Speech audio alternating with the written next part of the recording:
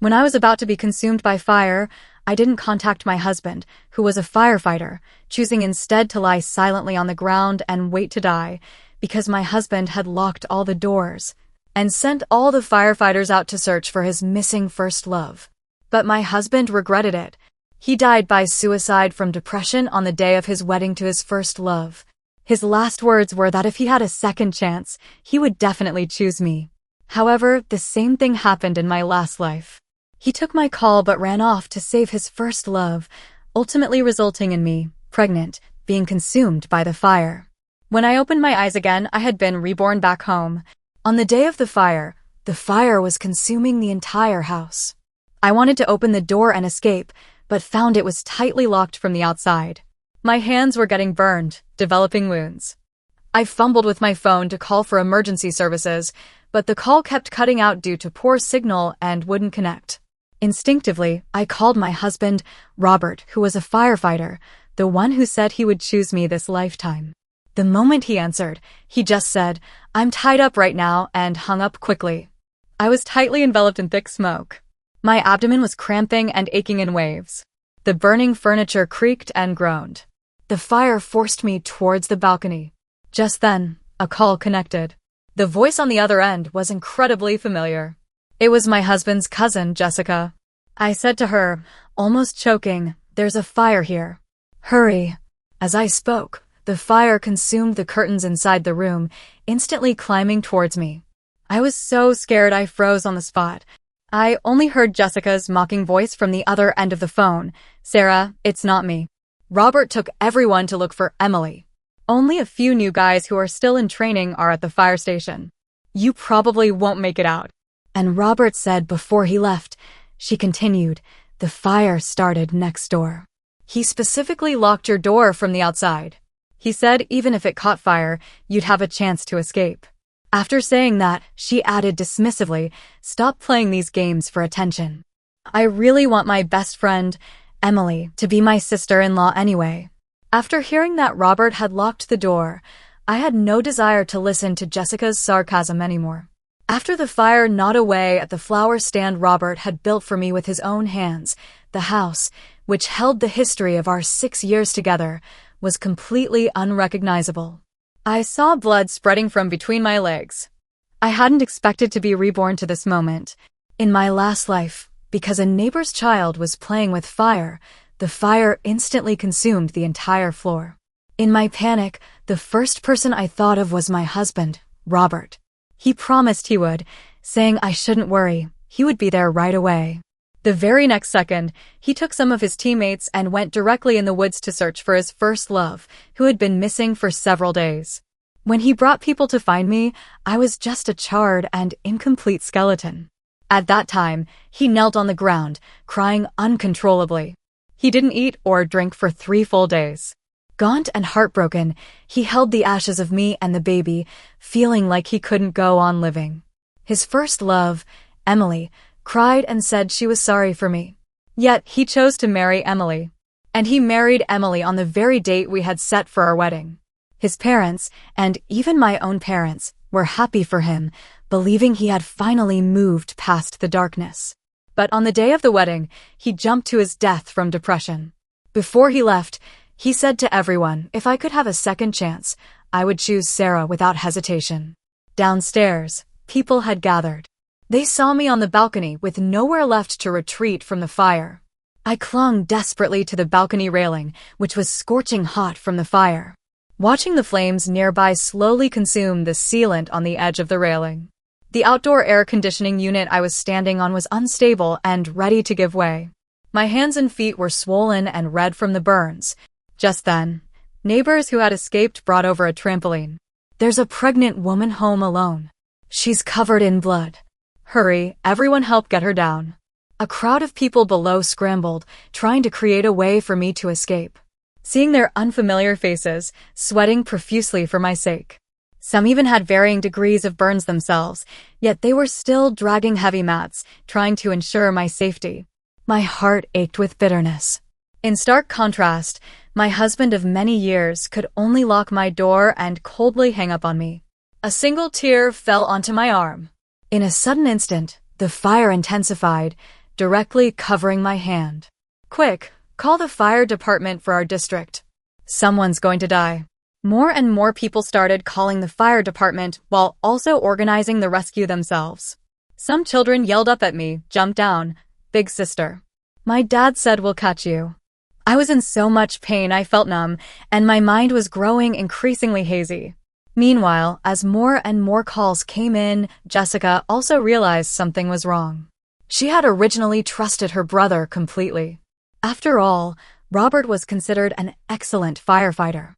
He was the one sent to share rescue experience during external exchanges.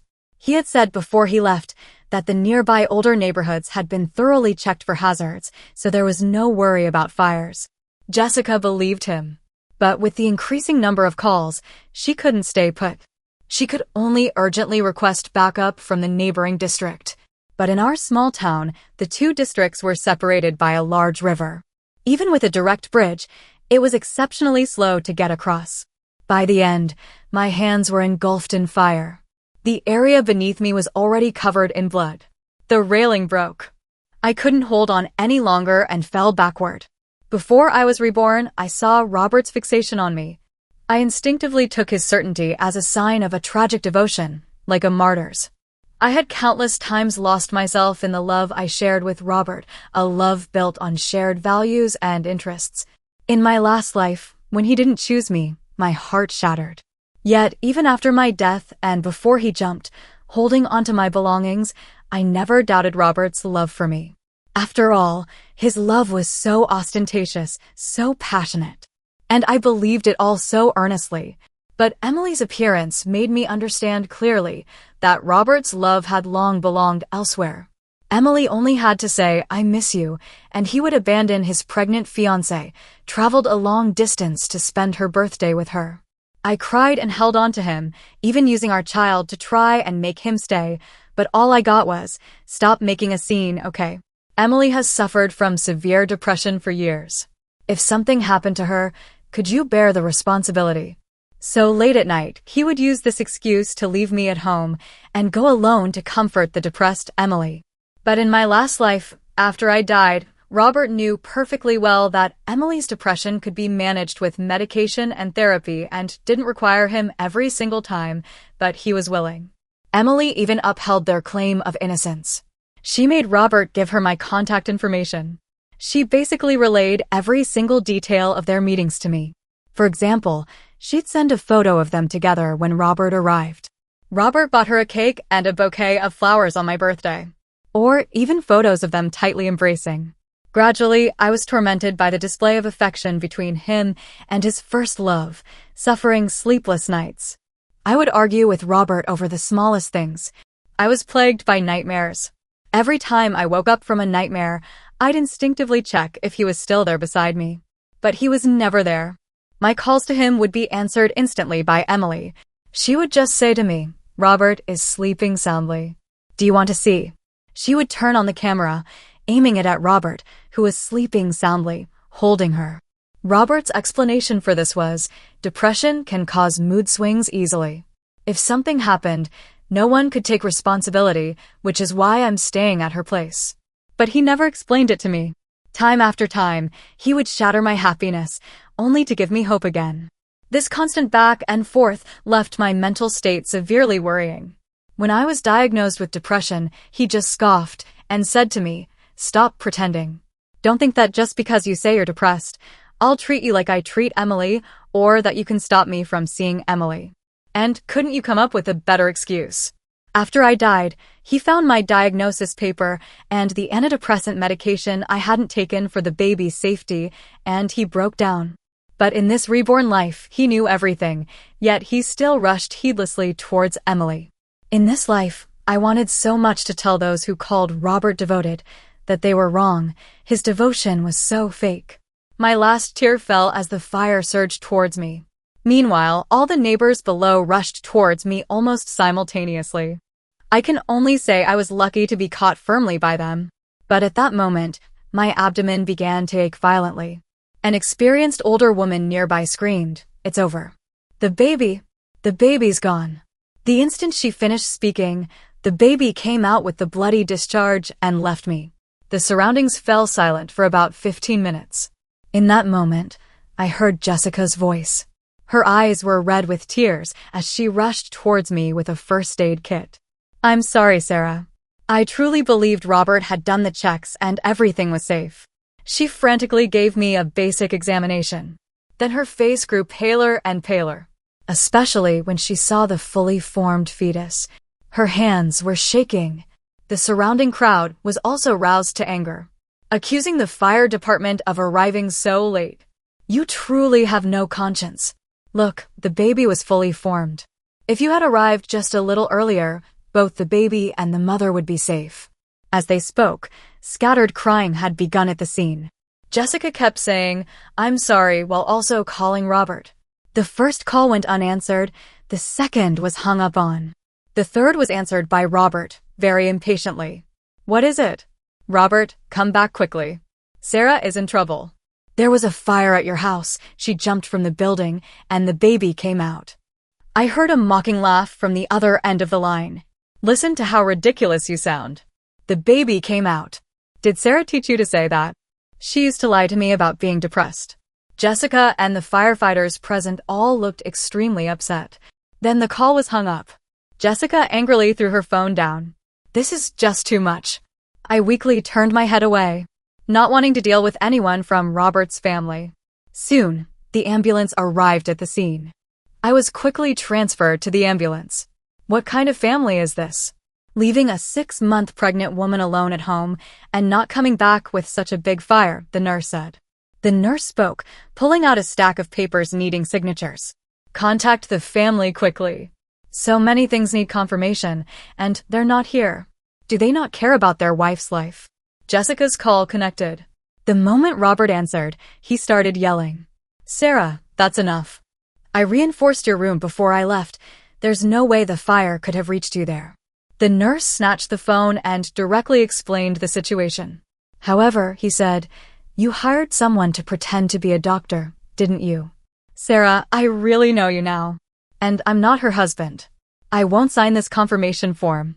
The moment the call was hung up, the faces of the 2 medical staff in the ambulance turned instantly pale. "The patient's oxygen saturation is dropping continuously. It's about to fall below 50. Quick, start resuscitation." When I woke up, there were scattered bloodstains on the white ceiling of the hospital room. My abdomen was tightly wrapped, like a mass of mangled flesh, as if it could collapse at any moment. I still remember the surgery. Because the fetus had come out on its own after the impact, the placenta was still inside me and hadn't been expelled. The doctor had to reach in with their bare hand to pull it out. I was wide awake the entire time. The pain of having the placenta manually removed seemed less severe than the trauma I had endured. I didn't even get a chance to see my baby before saying goodbye forever. At that moment, Jessica was sitting beside me. She was the person who used to look down on me the most. But now, she was the only one in the entire room taking care of me. She saw I was awake, wiped the tears from her eyes, and quickly used a cotton swab to wipe the corners of my mouth. "Sarah, the doctors did their best to save your uterus. They said you still have a chance to get pregnant in the future. You and Robert can have another baby." I turned my head away, avoiding her hand. Jessica froze, her arms suspended in the air. Then she gave an awkward smile. This was the first time I had acted like this since I met Robert. She was clearly still unaccustomed to it. After all, before I used to pursue him and try to please her, wanting to gain the approval of everyone in Robert's family. Because my original family wasn't good. My parents had never paid much attention to me since my brother was born. I could only get their attention by trying to please them. So I carried this habit into Robert's family. Seeing me so distant, her tears flowed even more uncontrollably. "Sarah, I know you must be blaming me. But believe me, Robert told me he had done the checks. That's why I thought you were just trying to compete with Emily for attention. You've been with Robert for so long. I kept hearing Robert say you were making things up to compete with Emily. I also thought you were the type of woman who couldn't stand any other woman getting close to her man. I truly know I was wrong. You can punish me however you want, but please, can you forgive me?" This time, I wasn't in the mood to listen to her. The tearing pain throughout my body made it impossible for me to concentrate. I looked at the children's drawings hanging on the hospital wall. My tears kept falling. I looked for a long time. It was like I saw my baby saying goodbye to me. I longed to reach out and grab him. Just then, I began. I said, if you were in my place, would you? Forgive. Forgive Robert and Emily. Honestly, Jessica froze. Her hand holding the water cup was shaking. She knew very well that no one in the situation would ever choose to forgive again. Abandoned by her husband in a sea of fire, her own child left her body before her very eyes. And while she was fighting for her life, her husband was kissing his first love. Thinking about her cousin's actions, Jessica had nothing to say. She nodded and softly said, "You're right. It's impossible to forgive." Just then, my phone rang. My hand was connected to various medical instruments. I could only ask Jessica to answer it for me. As soon as she saw it was Robert, she put it on speaker and handed it to me. After answering the call, Robert said, "Emily said she liked the bag you were carrying last time. I'm going home to get it for her. You don't mind, do you?" At this point, I was almost speechless. Him saying these words proved that from the time the incident happened yesterday until now, after I'd been rescued, this person hadn't even stepped foot inside the house. "Robert, where have you been?" Jessica asked. "At a time like this, you're talking about getting something for Emily. Sarah was in trouble. She just got out of resuscitation." Robert seemed to find Jessica and me ridiculous. He said into the phone, "Tell me, how much did Sarah pay you to speak for her like this? If something that serious had happened, wouldn't we have been notified internally by now? I haven't received a single call yet. Can't you come up with a more convincing lie?" He was so confident that I was lying about contacting Jessica. This attitude made Jessica instantly furious. She walked out of the room and yelled into the phone at Robert. "Sarah was forced onto the balcony by the fire. She jumped, and the baby is gone. How can you be thinking about discussing bags with Emily? Sarah almost didn't make it. And you still want her bag. All right, Jessica, your acting is terrible." "I don't believe it. I'm going shopping with Emily. If it's really as serious as you say, have the chief contact me." The moment the phone was hung up, Jessica was the first to burst into tears. Maybe this was too different from the brother she knew in her heart. She looked at me, crying, seemingly understanding my despair. It was as if, even with all her effort, she could only grasp a fraction of my despair. And even that was agonizing for her. And as for me, to be abandoned unconditionally, how utterly desolate. And Robert waited until the evening of the next day before finally appearing in my hospital room. The moment he pushed the door open, he pointed at me. "You bitch. What do you mean by reporting me?" When he saw my burned arms and my now flat abdomen, he froze on the spot. And the person following behind him peeked their head in and looked at me, seemingly also shocked by the scene before them.